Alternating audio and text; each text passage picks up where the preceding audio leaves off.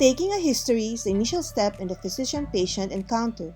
The history should be tailored to the specific presenting complaints, but a generic outline would involve structured and systematic approach. This video begins with a brief overview of the patient's general data, followed by the gynecologic history taking. The history interview is a conversation with a threefold process. First is to establish rapport. The physician should establish a trusting and supportive relationship.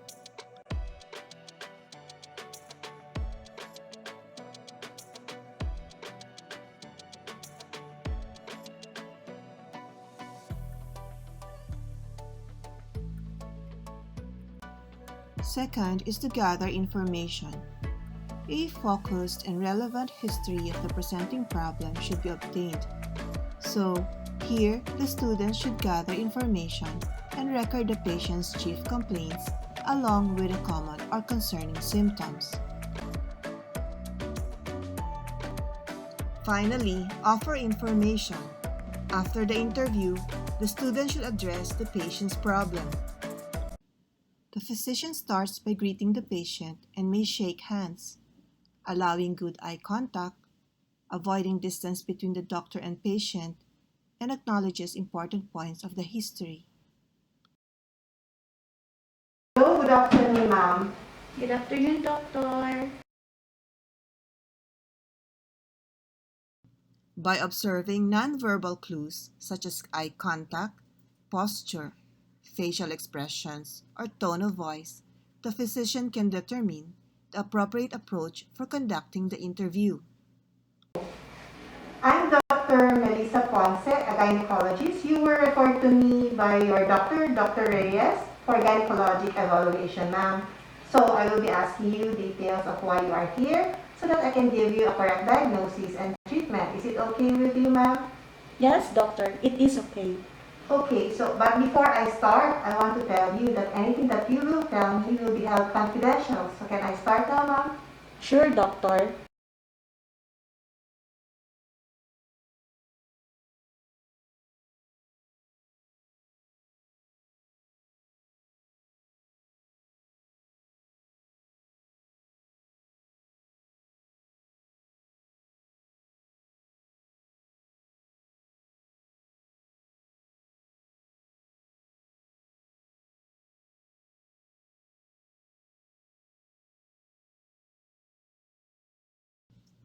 The physician should be careful with the opening greeting, as this can set the scene for what follows. It may either assist or inhibit rapport. I'm going to start by asking some of your personal information. May I know your name, ma'am? Doc, I am Mrs. Ophelia Martin. Okay, Mrs. Martin, how would you like me to address you? Ophelia will be fine. The act of greeting the woman by name, making eye contact, and shaking hands is a formal but friendly start to the visit. Hi, Ophelia. May I know your age? I am 52 years old. Where do you live? I live in San Pedro Village. Okay, may I know what you do for a living? I am a bank manager.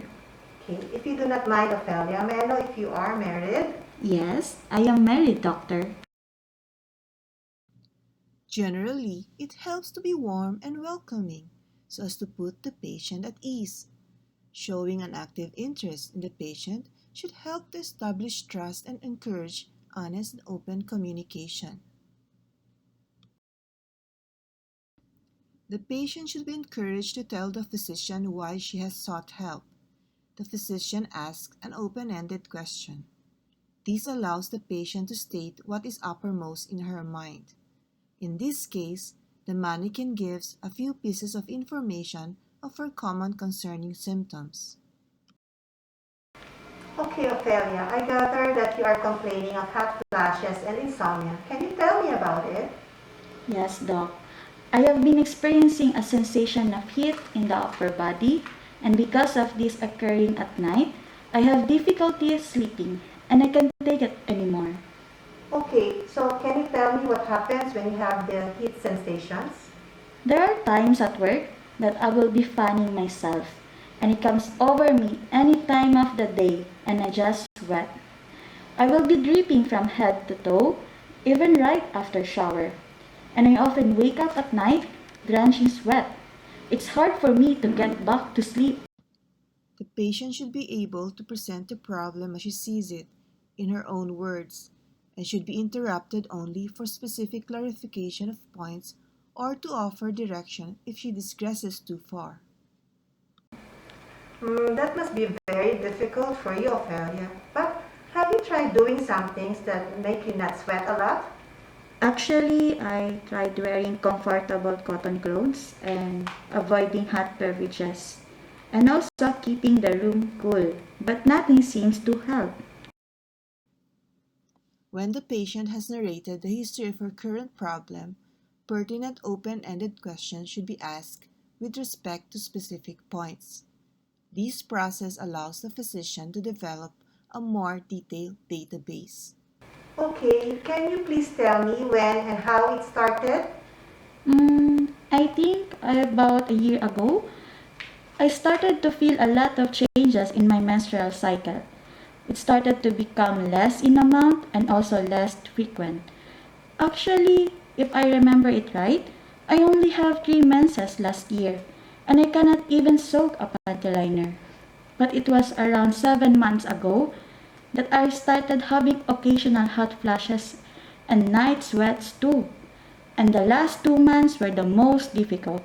The hot flashes and sweating occurred so often, interrupting my daily activities.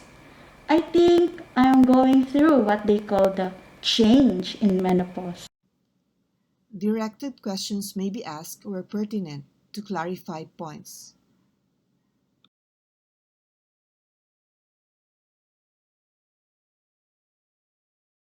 Yes, Ophelia, it is likely that you are going through the change. But what about your insomnia? Did you experience it same time you had your hot flashes? I started having problems sleeping when episodes of hot flashes became more frequent at night, and this disrupted my sleep. So it was only recently that I have problems sleeping. I think not more than 2 months yet. Listen first and listen second. Let the patient tell you the story they have been storing up for you. This can be encouraged by active listening. Then record the history in chronologic order. When the history of present illness is documented in the medical record, it represents a chronologic history of the current concerns. Based on the history gathered, the HPI for this case would look something like this.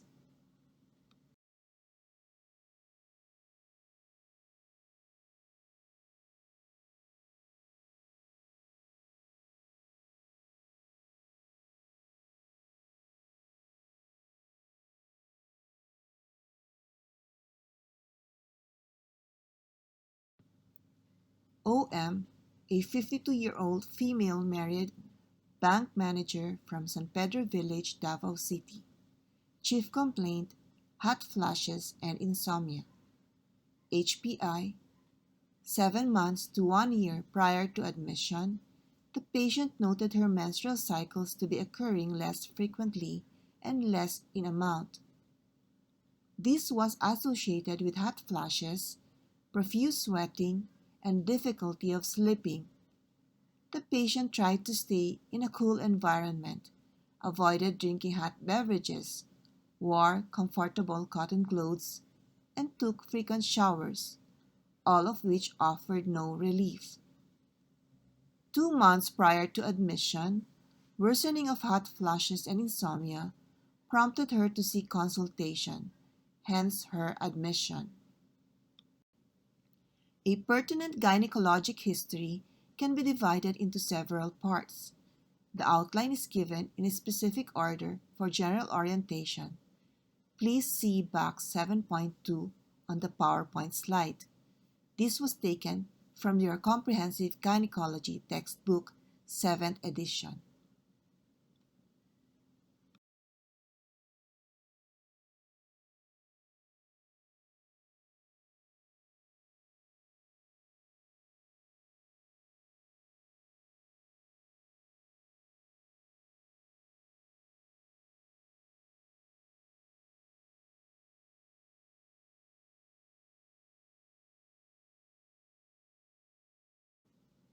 The information, however, may be collected through any comfortable discussion with the patient that seems appropriate in the circumstances. It is important that all aspects be covered. The menstrual history begins with a history in which the age of menarche and the dates of the last menstrual period should be obtained. In addition, the characteristics of the menstrual flow, including the color and the amount of flow, should be asked. The menstrual pattern should also include the duration of each monthly cycle, number of days during which menses occur, the heaviness or lightness of menstrual flow, and the regularity of the menstrual cycles.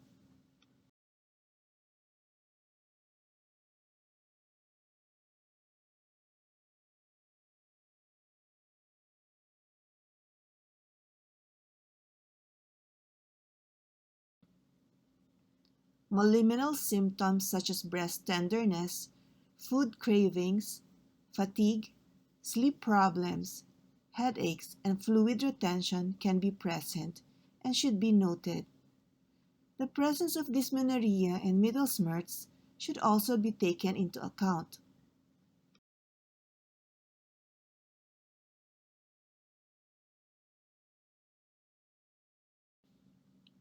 For the perimenopausal and menopausal women, the age of last menses, history of hormone replacement therapy, and any postmenopausal bleeding should be noted. The second pertinent point in the gynecologic history is that of previous pregnancies. Patients should be asked to list all pregnancies and the outcome of each, with attention to whether the pregnancy was intrauterine or ectopic. If the pregnancy ended in abortion, it is important to know whether this was spontaneous or induced, and whether dilation and curettage was performed.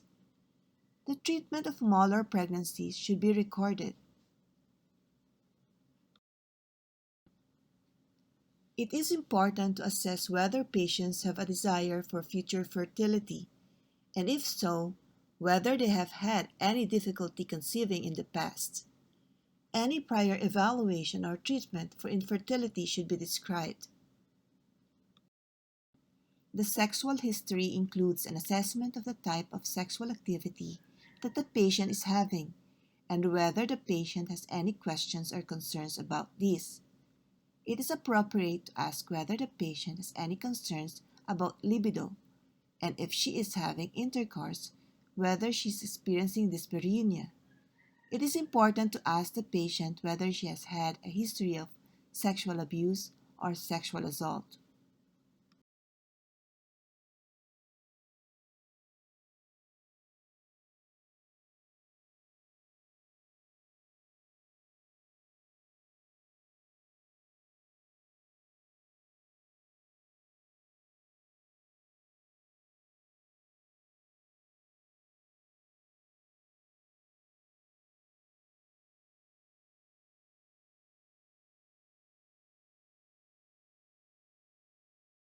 If the patient seems hesitant, explain to them that this information is vital for forming an overall picture of their health, and that it is as important as other aspects of their physical and mental health. The 5 P's of a sexual history include partners, practices, protection from STIs, past history of STIs, and prevention of pregnancy. If the patient is premenopausal and sexually active with men, it is important to ask about her current method of contraception and whether she is satisfied with this method or desires a change. A list of past methods of contraception should be obtained, including when they were used, any complications associated with their use, and why the patient discontinued their use. The date and result of the patient's most recent cervical smear or pap smear should be recorded. It is important to ask whether the patient has had a history of abnormal cervical smears, and if so, what was undertaken in the way of evaluation and treatment. It is helpful to know at what frequency the patient has undergone cytologic screening in the past.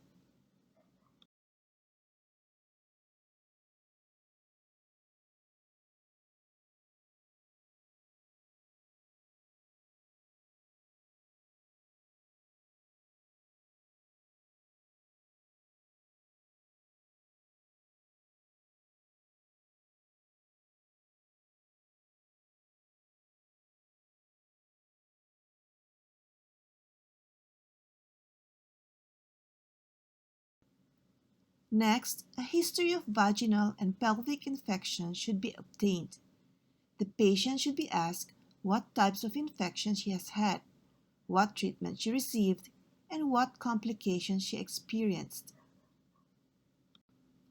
While the focus of the history may vary depending on whether the patient is being seen for evaluation of a gynecologic problem or for an annual gynecologic exam, the gynecologic history must include an evaluation of the patient's overall health.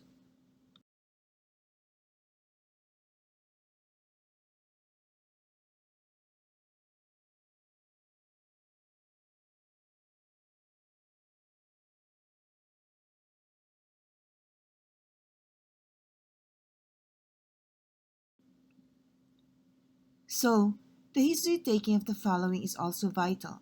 First is the past medical history.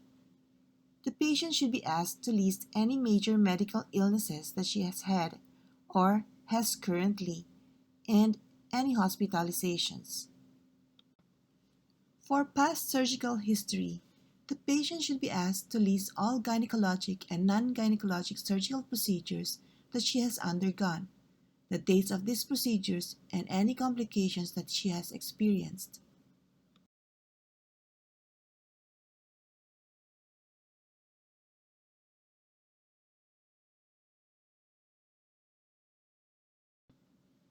The patient should be asked to list all medications that she is currently taking, including over-the-counter medications, herbal medications, and vitamins. Allergic reactions to medication should be recorded, including the type of reaction experienced. Illnesses experienced by family members should be listed, including cancer, diabetes mellitus, cardiovascular diseases, hyperlipidemia, osteoporosis, and other hereditary disorders. It is helpful to know which family members are affected and the age at which each diagnosis was made. Pertinent aspects of a patient's social history include her marital or relationship status, level of education, and occupation.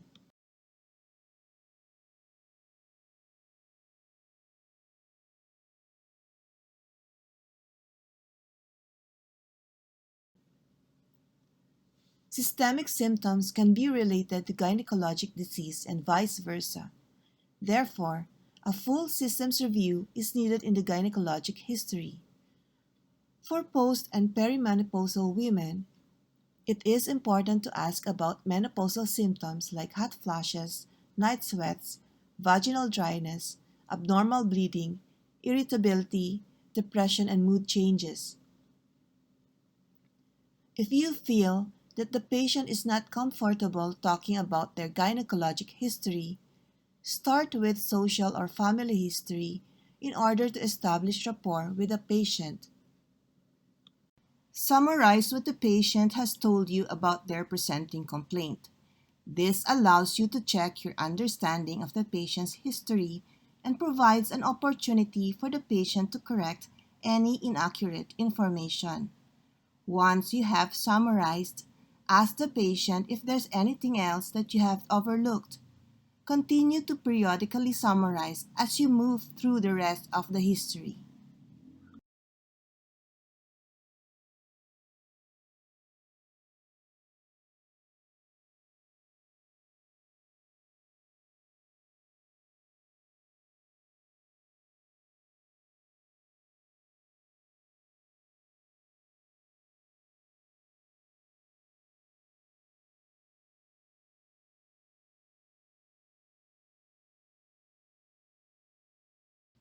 Signposting in a history-taking context involves explicitly stating what you have discussed so far and what you plan to discuss next.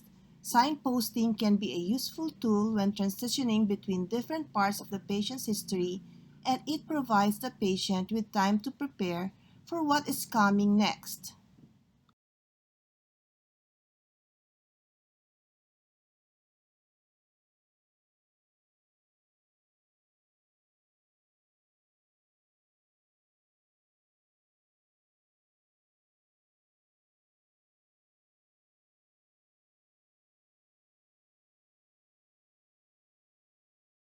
When you are done with history and physical examination, you can thank the patient for their time. You can dispose of your PP appropriately and wash your hands. To adequately evaluate the gynecologic patient, it is important to establish a rapport during the history taking. The patient needs to tell her story to an interested listener who does not allow body language or facial expressions to imply disinterest or boredom. One should avoid cutting off the patient's story, because doing so may obscure important clues or other problems that may have contributed to the reasons for the visit. Strive to become a culturally sensitive and aware physician with a non-judgmental approach to women regardless of race or ethnicity, age, faith, disabilities, profession, sexual orientation, or activities. A complete gynecologic evaluation should always include a sexual history, contraceptive history, and history of physical or sexual abuse. According to Hippocrates, wherever the art of medicine is love, there is also a love of humanity. Thank you.